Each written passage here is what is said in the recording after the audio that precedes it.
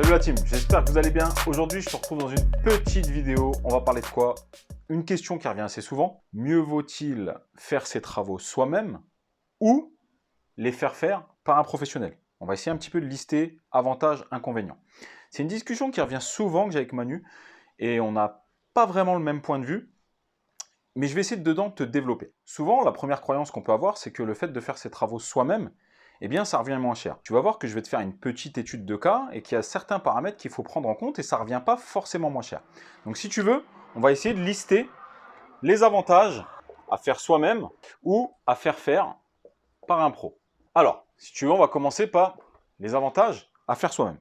Avant toute chose, je voudrais revenir sur une règle avec toi. Il faut que tu saches que dans la majorité des cas, eh bien, le fait de faire ces travaux par un pro ou les faire toi-même, tu vas pouvoir les déduire de tes loyers encaissés. Lorsque tu vas les faire toi-même, tu vas pouvoir déduire tout le matériel que tu as acheté, toutes les fournitures, mais pas la main-d'œuvre. D'accord? Ici, tu ne vas pas pouvoir déduire la main-d'œuvre, puisqu'il n'y en a pas, et c'est toi qui l'as fait. Ici, faire par un pro, tu vas pouvoir déduire donc toute la facture, qui comprend la main-d'œuvre. Dans la plupart des statuts fiscaux, dans la plupart du régime d'exploitation que toi, tu vas exploiter tes appartements en location, tu vas pouvoir tout déduire. En revenu foncier, en location vide, nue, sur la 2044, tu vas pouvoir déduire tous les travaux d'amélioration, réparation, entretien.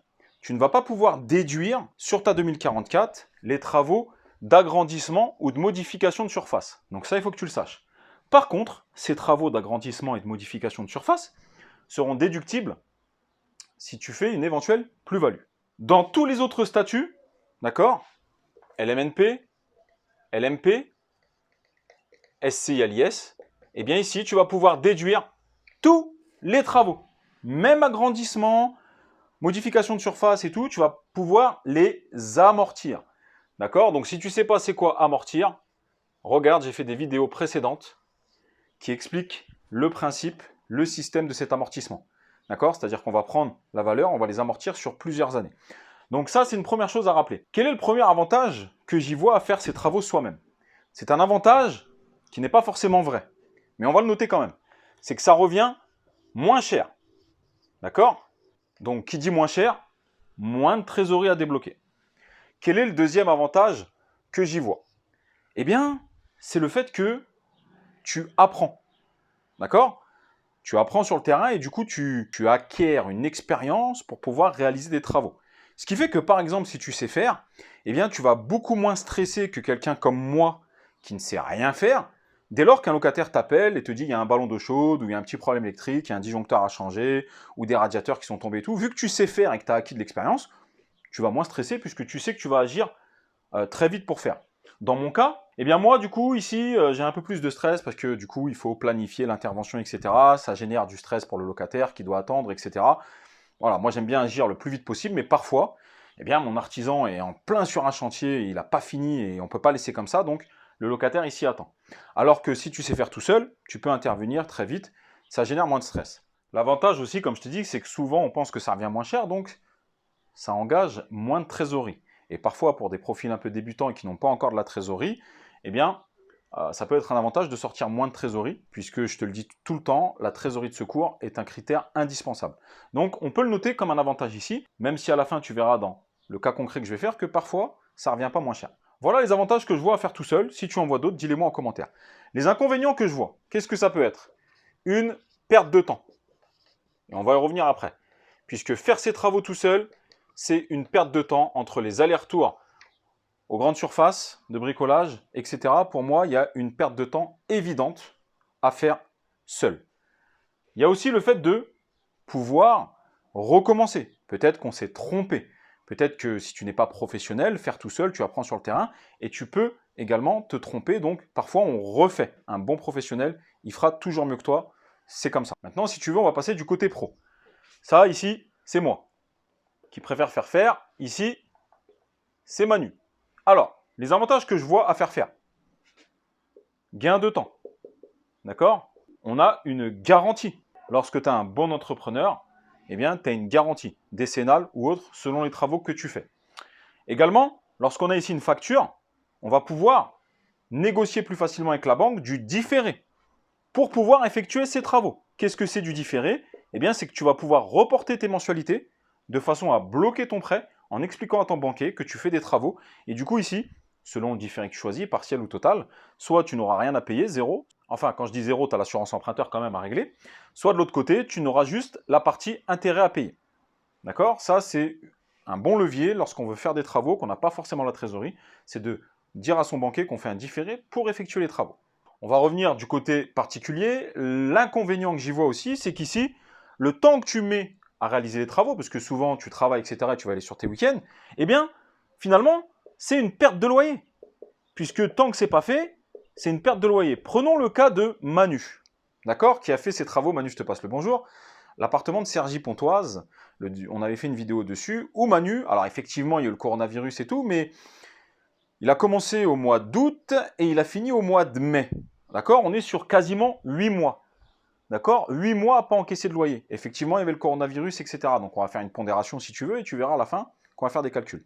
Eh bien, c'est une perte de loyer, puisqu'ici, avec un pro, en général, ce qui a pris 8 mois de l'autre côté, Manu, là, ça lui aurait pris 1 mois. Donc, potentiellement, c'est 7 mois de loyer encaissé. En plus. Par rapport à là, un autre inconvénient que j'y vois, côté perso, c'est que tu as un risque d'accident. Et oui, le fait d'aller à Casto, le fait d'être fatigué, le fait d'enchaîner ça sur tes week-ends après tes journées de boulot, le fait de faire tes allers-retours avec du matériel chargé dans une voiture si tu n'as pas d'utilitaire, eh bien tu as un risque d'accident. Il y a beaucoup de monde et tu as un risque d'accident qu'il faut effectivement prendre en compte. Voilà, quand tu fais faire par un pro, il fait tout seul, il y va avec son camion, etc. Tu n'es pas sur la route, et pour moi, selon moi, c'est un inconvénient. Un des avantages aussi, par contre, que je vois en perso, c'est que tu vas pouvoir peut-être te positionner sur des biens à rénover. Puisque vu que tu sais faire, eh bien, tu vas pouvoir aller sur des biens que certaines personnes ne veulent pas, ou alors avec les travaux à réaliser par un pro et qui eux-mêmes ne savent pas faire, eh bien, on est hors budget. Et donc, toi, si tu sais faire, tu vas pouvoir te positionner sur des biens comme ça, faire une belle négociation et derrière, peut-être, faire tes travaux tout seul. L'argument qui revient tout le temps, et c'est les discussions que j'ai avec Manu, c'est qu'il me dit « Ouais, mais Mehdi, moi, ça me revient moins cher de faire seul. » Eh bien, écoute, je vais te faire un cas concret, et puis on va étudier ensemble. Moi, je ne suis pas d'accord avec lui, et je vais te prouver pourquoi. Manu, tu vas regarder cette vidéo, on a discuté, pourquoi j'estime que tu fais une erreur. Prenons le dernier appartement de Cergy. Manu, ça t'est revenu seul à 4 000 €. D'accord? 4 000 €. Disons que par un professionnel, ça te serait revenu à 8 000 €. Effectivement, le double. Rappelons que tu as mis tous tes week-ends pendant 8 mois à les faire. Allez, on va pondérer sur les mois qu'il y a eu de confinement, etc. Donc disons que tu as passé 6 mois, et Manu, tu sais que c'est vrai, tous tes week-ends après ta semaine de boulot à faire. Donc 6 mois, ça fait environ 24 week-ends, environ 10 heures par week-end. Attention, dedans, je compte du moment où tu pars de chez toi, où tu démarres la voiture, puisque c'est un temps que tu n'utilises pas pour toi, donc je le compte dans les travaux. Du moment que tu passes sur la route, que tu vas aux grandes surfaces, tout est compté jusqu'au moment où tu arrives à l'appartement. On va considérer 10 heures par week-end, 5 heures par jour, et tu sais que je suis light parce que je t'avais au téléphone et je sais que souvent tu rentrais très tard. Ce qui nous fait 240 heures que tu as passées sur ton chantier.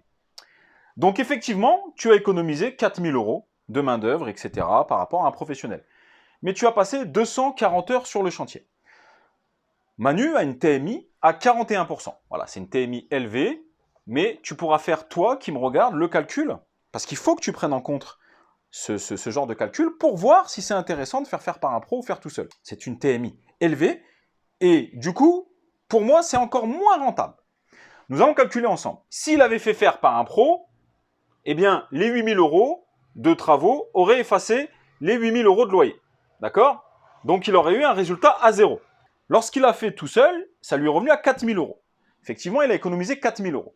Mais du coup, pour effacer les 8 000 € de loyer, on vient juste enlever les 4 000 € de matériel. Ce qui fait un résultat positif de 4 000 €. D'accord? En faisant par un pro de l'autre côté, on efface la totalité des loyers. En faisant tout seul, on a une économie de 4 000 € par rapport à la facture finale. Mais on a un résultat positif de 4 000 € qui va être taxé comment? Sur la TMI, 41%, plus 17,2% de prélèvements sociaux. Ça fait 58,2. Allez, on va être gentil, on va compter 2300 euros. Donc ici, en ayant fait tout seul, eh bien, tu vas avoir 2300 euros d'impôts à payer. Ce qui veut dire que finalement, tu n'as économisé que 1700 euros. Les 4000 euros d'économie, d'accord, ils sont réduits par l'imposition qu'il y aura à payer en surplus. Donc concrètement, tu n'as économisé que 1700 euros à avoir fait seul. 1700 euros qu'on va diviser maintenant par le nombre d'heures que tu as passé. Et quand on divise 1700 par le nombre d'heures que tu as passé, 240 heures, ça nous fait un taux horaire à 7,08 euros. C'est-à-dire que dans ton cas, Manu, et on en a discuté, toutes les heures que tu as passé à faire tout seul, tu t'es payé 7,08 euros de l'heure. Je ne sais pas de combien le SMIC, mais je crois qu'on est en dessous du SMIC. Est-ce que tu crois que là, c'est intéressant de faire seul? Non, ça n'est pas intéressant. Si toi, tu as une TMI pareille, ou alors, fais-le selon ta TMI. Le calcul, tu l'as vu. Fais-le avec ta TMI. Mais ça n'est pas intéressant. C'est pour ça que parfois, de faire par un pro, c'est plus intéressant. Je te rappelle que le gain de temps, c'est incroyable le temps qu'il a passé. Entre les allers-retours aux grandes surfaces, les bouchons, le stress, la fatigue. Donc, passer autant d'heures pour économiser 7,08 euros par heure, selon moi, le calcul, il n'est pas bon, Kevin. Donc, c'est pour ça que, voilà, fais ce genre de calcul. C'est une question qui revient souvent. Est-il intéressant de faire ses travaux seul ou de les faire par un pro? La conclusion, c'est que si tu sais faire tes travaux seul et que tu as quelques petites rénovations à faire et que tu as du temps, pourquoi pas? Si tu payes beaucoup d'impôts, que tu as de la trésorerie, que tu peux mettre en place un différé, que tu es un bon artisan, fais faire. Tu gagneras du temps égale de l'argent, de la fatigue, du stress, etc. Tu auras une garantie, etc. Chacun son travail. Par contre, tu as des avantages à savoir faire seul. C'est que si demain tu as un ballon d'eau chaude ou autre, un locataire qui t'appelle, eh bien tu es no stress, tu sais faire. Ceci dit, maintenant, si tu fais faire par un professionnel, eh bien je vais donner quelques conseils. Assure-toi de la fiabilité de ce professionnel. Demande-lui de te montrer des chantiers qu'il a déjà réalisés. Demande-lui, très important, de te fournir son assurance, la décennale, qui t'a appelé toi-même l'assurance. Vérifie tout ça, c'est très important. Également, vérifie par son assurance eh bien, que les travaux pour lesquels il va effectuer chez toi, c'est bien une assurance pour ce type de travaux qui est souscrite. Exemple, je fais de la couverture toiture, je suis assuré pour ça, je ne vais pas te faire toute la plomberie chez toi. Certains font ça. Vérifie à l'assurance. Regarde peut-être les avis sur Internet.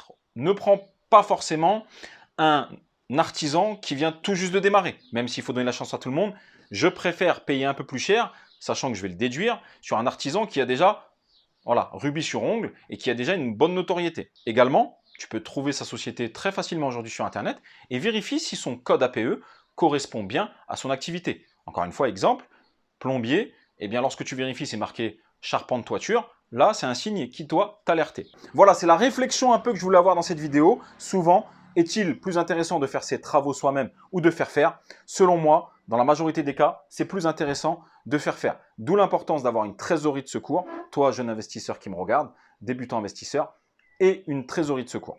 Voilà, j'espère que cette petite vidéo t'a plu. C'est un sujet sur lequel je voulais traiter. N'oublie pas qu'on se retrouve chaque premier vendredi du mois avec Manu pour la mensuelle. Et si tu veux, on en parlera. On traite d'actualité juridique immobilière et on répond à vos questions. Si tu es intéressé par l'investissement immobilier, eh bien regarde, les liens sont en description. J'ai créé une mini-formation gratuite. Et nous avons créé des formations beaucoup plus poussées avec un groupe Telegram pour vous accompagner tout le temps. Sur ce, moi, je te souhaite une excellente journée et je te dis à très bientôt dans une prochaine vidéo. Ciao!